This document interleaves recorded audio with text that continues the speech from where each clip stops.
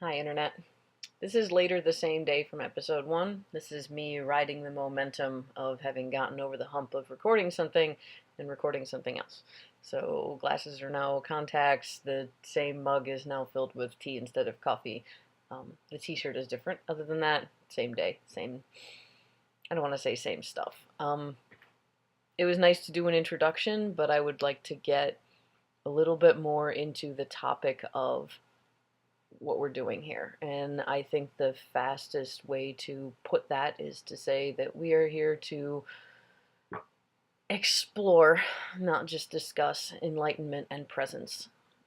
I use those two words instead of just one because enlightenment is generally used to describe the state of being or the state of life of someone who is able to and therefore by extension does practice presence on a regular or constant or consistent basis. So presence is kind of the doing it thing, and enlightenment is the kind of life that involves doing it all the time. It's the difference between skateboarding and being a skater, I guess.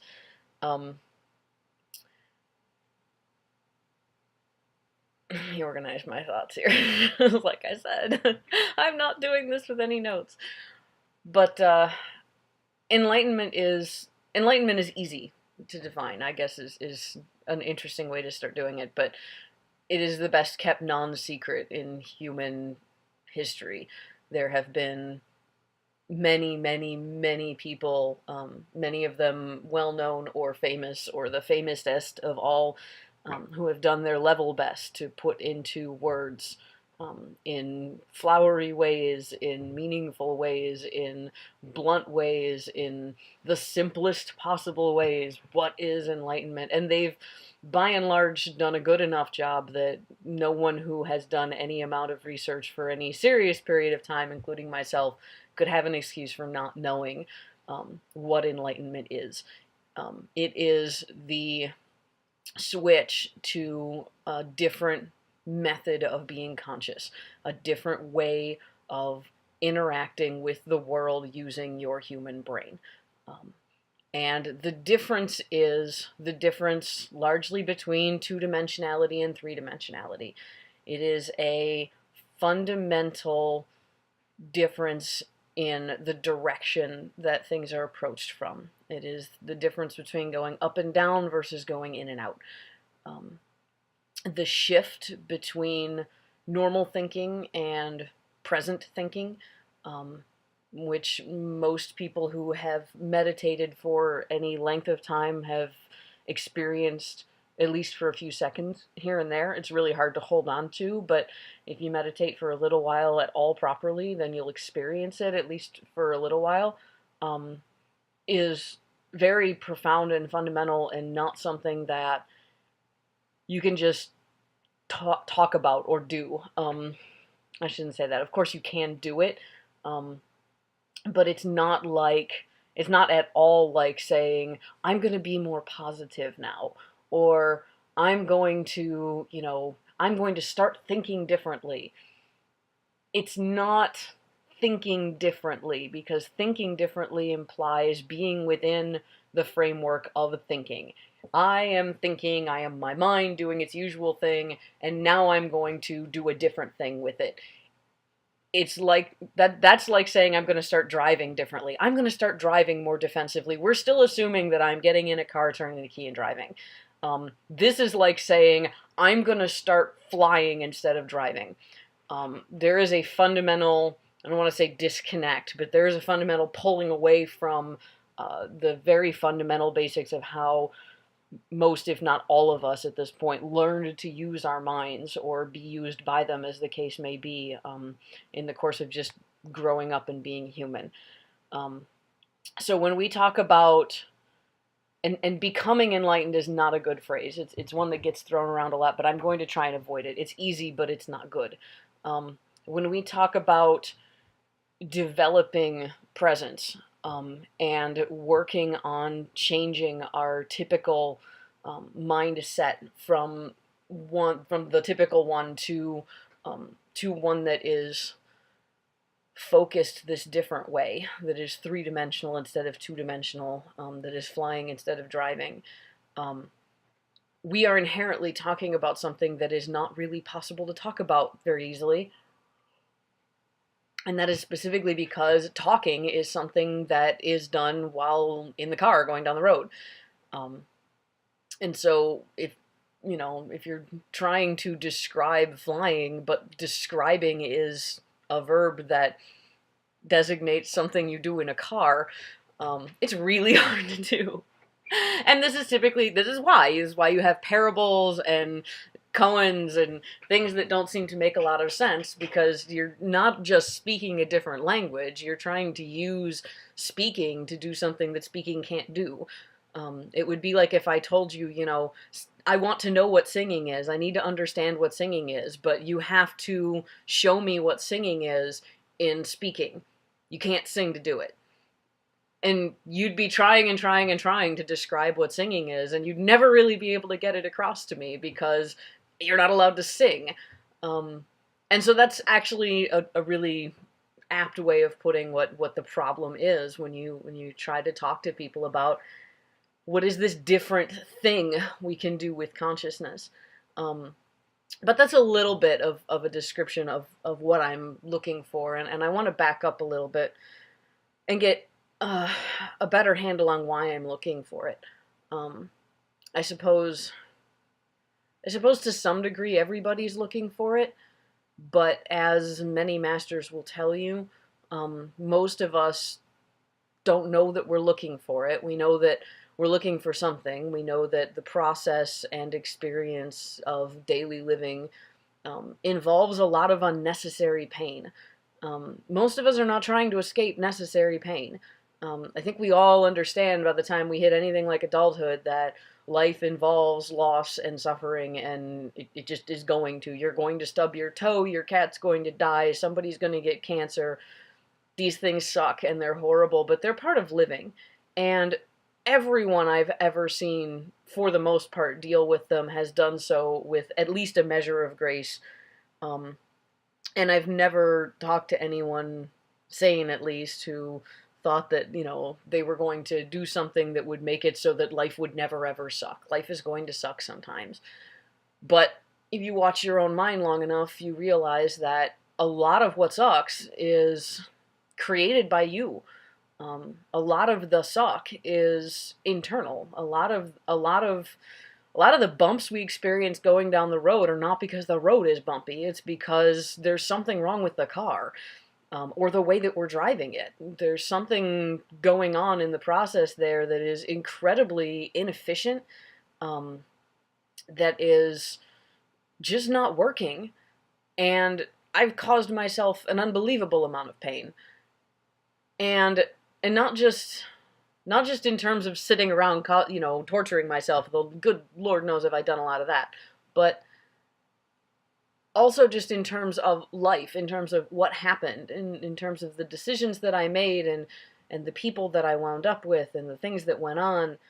So much of it was informed by patterns of thinking and things about the car that were obviously wrong. And I can't always point out what was wrong. I mean, I do my studying of psychology, and I can sometimes say, that was because I have a tendency to blah, blah, blah. But I don't think that's so much important as knowing that something is wrong about it. Is knowing that this vehicle that you're piloting is either built badly or being piloted badly, and that there's something that can be fixed about it. And by the way, I've just circled right back around to the first two of the Buddhists' Four Noble Truths, that there is suffering in life and that suffering is curable. And specifically, they're referring to the suffering that we cause ourselves. The background tension and stress and negativity and judgment, that these brains that we have, which are so often not in our own control, are creating. And if we were living life without those things, even if our lives contained a shocking amount of suck, They would not suck anywhere near as much as the life of a, well-off, cushy, otherwise happy person might appear to suck, and, from a first-person perspective would suck, because their mind was screwing it up that much. I am just not willing to live any more of my life with my brain malfunctioning this way. I've fixed many other malfunctions. I am, but I've fixed all of these malfunctions in the car. And I have now hit the point of realizing that fixing the car is nice. It's nice to work on your self-esteem. It's nice to work on your habits. Um, it's nice to watch the things that you should and shouldn't be doing. But at some point, you have to admit that you're driving a car and that it could fly, and that the road is never going to get less bumpy than a certain baseline bumpiness as long as you're driving when you could be flying. Um, and so I am doing all of this, and by all of this, I'm including a lot of things that I've put into practice in the last few weeks that I'll get into later. I am doing all of this to get the flying figured out. And that's scary, by the way. It's not that I'm just learning what is enlightenment, or how do you change your consciousness from a past and future oriented one to a present oriented one. All details I'll get into in other segments, but I've known about these things for some time and run right up against a wall every time I tried to implement them. Um, Even when I could feel myself getting close, I would just, oh my God, you know what? It's very fundamental. There's no way to even conceive of changing your thinking like that without changing everything but fundamentally who you are. Um, but that's a lot. That's a lot of everything. And even if those things are not really what makes you you, they make your life your life. Um, Look around and think, I don't know if anybody who likes me now would like me. I don't know if I would have friends. I don't know if I could work a job. I don't know if I could have sex. I don't know, you know, I don't know if I would be suitable for any of my responsibilities or talents or loves that's a lot. It's a whole lot. And but there is definitely something to be said for the Hindu point of view that the universe will just keep smacking you in the face with stuff until you learn the lessons you need to learn. I've known that this was out there for a long time, and I have had things fall apart on me many times, and now I've had things fall apart on me enough to go, okay, I can keep driving, and I will keep hitting bumps, and shit will keep falling off of this car, or I can learn to fly, and um, whatever comes from that will be inherently good in the sense that it will be, it will be better. It will involve less suffering. I will create less suffering for me. I will create less suffering for other people. I will be a better person. And that's just going to have to be enough, whatever the details of it involve. Um, Taoism has a big preoccupation with disengaging from your goals, from letting go of trying to get to point B and walking the correct path. If you want to get to the other side of the mountain, but the path that appears to take you there involves stepping on kittens the whole way, you don't step on the kittens. You take the right path and you trust that the right path will take you to a good place. Maybe that's going to be where you wanted to go, and maybe it isn't. But you need to take a good path. Otherwise you end up doing things like, I'm going to create a better world by slaughtering all of the witches, and lots of other wonderful thinking that's come out of that kind of goal-oriented, idea. So